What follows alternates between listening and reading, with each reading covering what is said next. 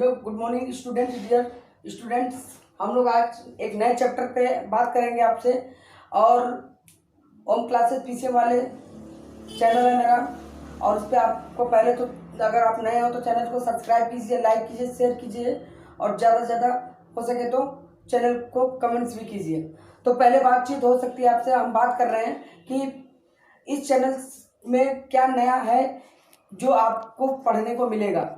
तो first of all, channel में क्या नया है जो आपको पढ़ने को मिलेगा। चैनल में हमने आज एक चैप्टर लिया है, वेग और चाल। वेग और चाल आपने बहुत तरीके से पढ़ा होगा, ठीक है। जो कॉम्पिटिटिव एग्जामिनेशन में आता है उसके भी प्रश्न उत्तर हम लोग करेंगे, और जो कि वास्तविकता साइंस से रिलेट है, वेग और चाल वो किस प्रकार से है उसके ऊपर हम बात करेंगे। तो पहला चीज है कि मेरा पहला मोटिव ये है कि आखिर ये चैप्टर साइंस की दृष्टि से क्या आपको बताना चाहता है। तो चलिए पहली बात कर लेते हैं। प्यारे बच्चों, आप लोगों ने देखा होगा कि कोई भी कभी भी कहता है कि यह चीज रुकी हुई है, यह चीज गतिमान हुई है। तो वो कैसे कह देता है कि ये चीज रुकी हुई है और ये चीज गतिमान है। जैसे मैं इस समय मोबाइल पे आपको नजर आ रहा हूँ कि मैं एक मूव कर रहा हूँ, तो मैं गतिमान हूँ। तो आप मुझसे कहोगे कि सर आप मेरे सापेक्ष आप गतिमान हो इस समय, और मैं अब इस समय का जो पोजीशन है वो मेरा विरामावस्था, मैं रुका हूँ आपके समकक्ष, आप मेरे समकक्ष रुके हो, मैं आपके समकक्ष रुका हूँ। और उसको और अच्छे से समझा जाए तो विरामावस्था वह अवस्था होती है जिसमें एक वस्तु दूसरे वस्तु के सापेक्ष स्थिर रहती है। जैसे फॉर एग्जाम्पल, आप एक प्लेटफॉर्म पर बैठे हुए हो तो एक ट्रेन गुजरती है। ट्रेन को आप देखते हो तो कहते हो कि ये ट्रेन गतिशील अवस्था में, गतिमान अवस्था में है, ये हमने कहा। और ट्रेन में बैठे हुए यात्री आपको या सभी वंडर्स आपको सोचते हैं कि आप विरामावस्था में हो। आपकी अवस्था क्या है वहां पे? विरामावस्था, क्योंकि आप अपनी जगह को नहीं मूव कर रहे हो। लेकिन वहीं पर वह व्यक्ति इस चीज को मेजर कर रहा है कि आप अपने पोजीशन से हट जाते हैं। तो ये अवस्था परिवर्तन ही हमारा कहलाता है विरामावस्था, और गतिमान अवस्था को व्यक्त करता है। अच्छा बेटा, विरामावस्था और गतिमान अवस्था के बाद मैं एक बात करूंगा आज आपसे राशि के बारे में। तो राशियां हमारे पास क्या होती हैं, राशि किसे कहते हैं? तो विज्ञान की दृष्टि में दो प्रकार की राशियां हैं, ठीक है, जिसे हम एक को सदिश राशि कहते हैं तो दूसरे को अदिश राशि कहते हैं। क्या है? दो प्रकार की राशियां हैं। तो राशि समझ लीजिएगा, राशि कितने प्रकार की, वो राशि नहीं है जो आप लोग कहते हो कि मेरी राशि कुंभ राशि, मकर राशि, वो राशि की बात नहीं हो रही है, ये साइंस की राशि की बात हो रही है। यहाँ पे दो प्रकार की क्वांटिटीज होती हैं, एक होती है सदिश राशि, दूसरी होती है अदिश राशि। तो बेटा सदिश राशि और एक होती है अदिश राशि। अदिश राशि और सदिश राशि किसे कहते हैं? देखिए पहले मैं डिफिनेशन याद करा दूंगा, गारंटी के साथ। एकदम डिफिनेशन ना याद हो जाए तो पैसे वापस करना बेटा, एकदम डिफिनेशन याद हो जाएगा। अदिश वह राशि जिसमें परिमाण और दिशा दोनों जुड़े होते हैं, वह राशि जिसमें परिमाण और दिशा दोनों जुड़े हुए होते हैं सदिश राशि कहलाते हैं, ठीक है। तो विज्ञान की दृष्टि से that quantities which have quantities and also the direction will be added known as vector quantities known as सदिश राशि कहलाती है। तो जिसमें द्रव्यमान और परिमाण और दिशा दोनों होते हैं सदिश राशि कहलाती है। तो अदिश राशि में क्या है ऐसा अंतर? अदिश राशि वे भौतिक राशियां होती हैं जिसमें केवल परिमाण होता है, ठीक है, दिशा नहीं होती है, उसे हम अदिश राशि कहते हैं। देखो, अदिश का मतलब हो गया खाली दिशा नहीं होगा, परिमाण होता है, अदिश राशि कहलाता है। अब इसके एग्जाम्पल्स पेपर में बहुत से पूछे जाते हैं। हमारे कॉम्पिटेटिव एग्जाम में 110% गारंटी के साथ लिख लो कि इसके एग्जाम्पल्स ना पूछे जाए, पैसे वापस बेटा। क्या पूछे जाते क्या बताओ कि बल एक सदिश राशि की अदिश राशि है, त्वरण एक सदिश राशि की अदिश राशि है, ठीक है, वेग एक सदिश राशि की अदिश राशि है, दूरी एक सदिश राशि की अदिश राशि है, विस्थापन एक सदिश राशि की अदिश राशि है। तो फिर बल, फिर इम्पल्सन, आयाम एक सदिश राशि की अदिश राशि है, फ्रीक्वेंसी एक अदिश राशि, एक सदिश राशि है, द्रव्यमान, समय, समय, समय, लंबाई कैसी राशियां हैं। तो इतनी राशियों के बारे में पूछ लेता है और हमारे पेपर में मार्क्स कट जाते हैं, क्योंकि हमने कभी इसको ढंग से समझा ही नहीं। ठीक है, तो मैं ढंग से समझा रहा हूँ कि देखो, जिसमें परिमाण होगा, जिसमें दिशा होगी, वही सदिश राशि, बाकी अदिश राशियां हैं। तो देखिएगा, पहला चीज त्वरण से स्टार्ट होता है बेटा। ये कहानी सबसे त्वरण से नहीं स्टार्ट करता हूँ, वेलोसिटी से, वेग से। वेग एक सदिश राशि है। वेग के बाद आता है त्वरण, हमारा सदिश राशि है, ऐसे बोलते हैं एक्सीलरेशन इंग्लिश में, वेलोसिटी एक्सीलरेशन, ये एक सदिश राशि है। फिर आ जाता है हमारा फोर्स, फोर्स एक अदिश राशि है। ठीक है, फिर आ जाता है एनर्जी, एनर्जी अदिश राशि नहीं होती है। ठीक है, फिर आ जाता है हमारा मोमेंटम, संवेग अदिश राशि, सदिश राशि है। आवेग सदिश राशि है। तो ये सब एक्सेट्रा हमारे ये सब सदिश राशि हैं। ठीक है, तो आवेग, संवेग, ठीक है, बल, त्वरण, ये संवेग, आवेग, बल, त्वरण, वेग। ठीक है, दूरी नहीं, विस्थापन, यहाँ पे डिस्प्लेसमेंट लिख देता हूँ, विस्थापन को डी से लिखते हैं, लेकिन इसको लिख ही लो, विस्थापन से स्टार्ट ही होता है पहला विस्थापन। तो विस्थापन एक सदिश राशि, इनमें से कहीं पे भी आ जाए कि कौन सा सदिश राशि है, कौन सी अदिश राशि है, तो तुरंत इनमें से पहचान लीजिए, टिक लगा दीजिए। अदिश राशि में बेटा सबसे पहले आता है अदिश राशि, विस्थापन है तो दूरी, सबसे पहला कौन सा आएगा, दूरी। दूरी के बाद आ जाएगा वेग है, तो यहाँ पे स्पीड आ जाएगा, स्पीड। देखिए इसमें वेक्टर क्वांटिटी नहीं होती है, इन सब पे मैंने वेक्टर लगाया है, इस पे वेक्टर नहीं लगाया, ये वेक्टर क्वांटिटी नहीं होती है। दूरी, विस्थापन, अच्छा पाई, विस्थापन के बाद दूरी हो गई, इस दूरी हो गई, स्पीड हो गया। ठीक है, फिर आ जाएगा द्रव्यमान, जल्दी जल्दी, द्रव्यमान, लंबाई, सेकेंड, ठीक है, सेकेंड। ठीक है, और बताइए, और सोच लीजिए जो भी हो। ठीक है, तो ये तुम्हारी बेटा और एक्सेट्रा और आप लोग याद कर लीजिएगा, जो कि सदिश और अदिश राशि में आते हैं। पेपर में जरूर आता है, 1 नंबर का क्वेश्चन, 2 नंबर का क्वेश्चन इससे पुटअप होता है, और गलती ना हो बस, अगर आपको राशियां ध्यान होंगी तो। ठीक है प्यारे बच्चों, तो आप इसको किटअप कीजिए, इकट्ठा कीजिए मटेरियल को, और अच्छे से वो कीजिए। अच्छा भाई, इनमें अगर कोई डिफरेंस कर दे तो डिफरेंस आप क्या क्या दे दोगे। सदिश राशि को वेक्टर से निरूपित करते हैं, इसको वेक्टर से नहीं निरूपित करते हैं, इसमें परिमाण और दिशा दोनों होता है, इसमें केवल परिमाण होता है। ठीक है, ये इनका जो है सदिश राशि जो है विस्थापन और परिमाण की आवश्यकता होती है, इसमें विस्थापन और परिमाण की आवश्यकता नहीं, केवल परिमाण पे डिपेंड करता है। ठीक है, तो ये यहाँ तक आपकी इनके डिफरेंस भी हो गया। अब इसी पर अगला जो है आता है टेबल आपका, वेग और चाल। चाल और वेग किसे कहते हैं, तो देखो चाल और वेग अगर हम पढ़ते हैं तो देखिएगा चाल और वेग क्या कहलाता है। ठीक है, तो पहले वेग और चाल को क्या समझते हैं। अभी मैंने बात किया था कि बताइए कैसी राशि है, तो आप लोगों ने चिल्ला के बोला सर ये एक सदिश राशि है और ये एक अदिश राशि है। कैसे, नोटिफिकेशन में बना दो, सदिश और ये अदिश राशि है, ये इसको वेक्टर से निरूपित करते हैं। तो अंतर देखिए, आप एक दूसरे का अंतर खुद ही लिख रहे हैं, मैं नहीं लिख रहा हूं। पहला चीज, वेग बराबर होता है विस्थापन बटा समय अंतराल, फार्मूला विस्थापन बटा समय अंतराल। ठीक है, विस्थापन बटा समय अंतराल, इसमें स्पीड इक्वल टू डिस्टेंस नहीं, दूरी बटा समय। ठीक है, इसमें समय अंतराल होता समय। दूसरी चीज, कैसी राशि है, सदिश राशि है। कैसी राशि है, 1 और 1 2, अदिश राशि है। तीसरी चीज, ठीक है, तो अदिश और सदिश है तो इसमें परिमाण और दिशा दोनों है, इसमें केवल दिशा परिमाण होगा। ठीक, तीसरी चीज और क्या बता सकते हो, और कोई अंतर नजर आ रहा है तो ठीक है, ये वेक्टर क्वांटिटी है। इसे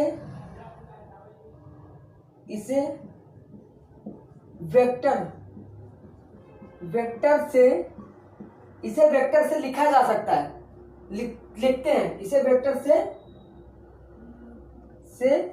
लिखते हैं, इसे वेक्टर से लिखते हैं, ठीक है बेटा। और इसे वेक्टर द्वारा नहीं निरूपित किया जा सकता है, इसे वेक्टर से नहीं लिखा जा सकता है, इसे वेक्टर से नहीं लिखा जा सकता है। तो वेग और चाल में ये डिफरेंस भी है और हमने इसके ऊपर बात कर ली, ठीक है। अब नए टाइम पर अपना एक क्लू देते हुए मैं जा रहा हूँ। अब अपना एक और नया टॉपिक हम पढ़ने जा रहे हैं जिसका नाम है एक्सीलरेशन, जिसको हम बोलते हैं त्वरण, जो कि गाड़ी में भी आप कहते हो एक्सीलरेट, मेरी गाड़ी का एक्सीलरेशन है, ठीक है। तो प्यारे बच्चों, एक्सीलरेशन किसे कहते हैं पहले उसको पढ़ेंगे, फिर उसके बारे में उसकी डिफिनेशन पढ़ेंगे, फिर बताएंगे क्या है क्या नहीं, ठीक है। तो देखिए, एक्सीलरेशन त्वरण, ए से लिखाते हैं, वेक्टर राशि है, और इसको बोलते हैं एक्सीलरेशन क्या है? एक्सीलरेशन किसे कहते हैं? प्रश्न आया कि acceleration, what is acceleration, acceleration किसे कहते हैं? तो the rate change of velocity known as the rate change of velocity with respect to time is known as acceleration. This is a vector quantity. This is a vector quantities and its unit is meter per second square. That is MKS unit. और CGS unit centimetre पर second square, FPS unit is foot पर second square, metre पर second square, centimetre पर second square, foot पर second square. देखो, त्वरण किसे कहते हैं? जब किसी वस्तु के वेग में लगातार परिवर्तन होता है समय के साथ साथ, जब किसी वस्तु के वेग में लगातार बदलाव हो रहा है समय के साथ साथ, कभी गाड़ी की स्पीड बढ़ रही है, घट रही है समय के साथ साथ, तो लगातार गाड़ी के वेग में परिवर्तन हो रहा है, कभी 40, कभी 30, कभी 50, कभी 40, कभी 30, कभी 50 में हमारी गाड़ी बाइक हम चला रहे हैं, तो लगातार उसके वेग में जो परिवर्तन हो रहा है, किसके रिस्पेक्ट में, किसके सापेक्ष, समय के सापेक्ष के अनुपात को ही हम क्या कहते हैं? फिर वेग परिवर्तन बटा समय अंतराल के अनुपात को ही हम त्वरण कहते हैं। इसे ए से प्रदर्शित करते हैं। इसका मात्रक क्या होता है? वेग का मात्रक होता है मीटर पर सेकंड और समय का मात्रक होता है सेकंड। तो दो बार हो गया, इसका हो गया ऊपर मीटर पर सेकंड और इसका हो गया सेकंड, तो मीटर पर सेकंड और सेकंड गुणा हो जाएगा मीटर पर सेकंड स्क्वायर। इसका मात्रक हो गया मीटर पर सेकंड स्क्वायर। मैंने MKS में मीटर पर सेकंड स्क्वायर हो गया, CGS में इसका मात्रक मैंने लिख दिया बेटा सेंटीमीटर पर सेकंड स्क्वायर, FPS में मात्रक लिख दिया फुट पर सेकंड स्क्वायर। किस वाले में पूछोगे, पहला दूसरा तीसरा, किस में फंसाओगे? हमें किसी में नहीं फंसा पाओगे क्योंकि हम तीनों में लेके चल रहे हैं। कोई डाउट कर रहा हो तो आप लोग क्लियर करिएगा। तो फिर से त्वरण किसे कहते हैं? त्वरण का परिभाषा क्या है? किसी वस्तु का त्वरण उस वस्तु के वेग में लगातार होने वाला परिवर्तन विद रिस्पेक्ट टू टाइम, समय के साथ साथ जो वेग में जो परिवर्तन होता है उसे हम त्वरण कहते हैं। या कह लें वेग परिवर्तन बटा समय अंतराल को त्वरण कहते हैं। इसका मात्रक मीटर पर सेकंड स्क्वायर होता है या सेंटीमीटर पर सेकंड स्क्वायर होता है या फुट पर सेकंड स्क्वायर होता है। ये तीनों इसके मात्रक होते हैं MKS, CGS और FPS प्रणाली में। तो ये हमारा एक त्वरण टॉपिक खत्म हुआ। त्वरण से रिलेट करता है बेटा मंदन। अब त्वरण दो प्रकार के होता है, एक मंदन होता है, एक डिक्रीमेंट होता है। मतलब एक बार त्वरण इंक्रीज करता है, एक बार त्वरण डिक्रीज होता है। तो लगातार जब त्वरण का मान बढ़ने लगता है तो इसको करते हैं त्वरण में वृद्धि हो रही है। और जब त्वरण का मान लगातार घटने लगता है, जब त्वरण का मान लगातार घटने लगता है तो हम कहते हैं कि त्वरण में कमी आ गई है। तो मतलब कि एक गाड़ी चल रही थी, गाड़ी की चाल पहले 20 से 30, 40, 50, 60, 70, 80 लगातार बढ़ने लगा, 90 तक पहुंच गई, 100 हो गई। तो हमने कहा कि ये गाड़ी की चाल में रुकावट नहीं, लगातार इसका चाल बढ़ता जा रहा है, तो ये हमारा एक्सीलरेशन कैसा कहलाएगा? इस प्रकार के त्वरण को हम कहेंगे त्वरण में वृद्धि हुई। लेकिन जब मंदन होता है, मंदन क्या होता है? अवमंदन। लगातार त्वरण 90-100 में गाड़ी चल रही थी, ला के मैंने 90 से 10 पे ला दिया गाड़ी, तो उसके चाल में लगातार कमी आने पर, उसके वेग में लगातार कमी आने पर जो कमी आती है तो वो अवमंदन कहलाता है, मंदन के नाम से जाना जाता है। उस बात को हम मंदन कहते हैं। तो त्वरण और मंदन में ये अंतर है बेटा, ठीक है। तो प्यारे बच्चों, अब मैं पढ़ने जा रहा हूँ हम लोग गुरुत्वीय त्वरण किसे कहते हैं। त्वरण तो पढ़ लिया, तो ये तो रेखीय त्वरण था, रेखा में, क्योंकि जो हमारे ऊपर लग रहा है ये हमारे पास रेखीय त्वरण, हम गाड़ी चला रहे हैं, बाइक चला रहे हैं, सब पे तो ये रेखीय त्वरण की बात कर रहे हैं। लेकिन अब एक बहुत ही इंपॉर्टेंट टॉपिक आया हुआ है जिसको बहुत ही अच्छी तरीके से समझ के लिखना है और समझ लेना है, तो उससे पूरे नंबर आ जाएंगे और आपका कहीं पेपर में एक नंबर जाएगा नहीं, ठीक है। तो बच्चों हम उसको लिखवाते हैं, आपको अच्छे से समझिएगा, नोट करिएगा, ठीक है। पहले उसको ज़्यादा डिस्टर्बेंस नहीं, बहुत बढ़िया टॉपिक है और एकदम क्लियर हो जाएगा, ठीक है। आपसे हम बात करेंगे बेटा पहले गुरुत्वीय त्वरण की बात। त्वरण चल रहा था तो अब आ गया है गुरुत्वीय त्वरण।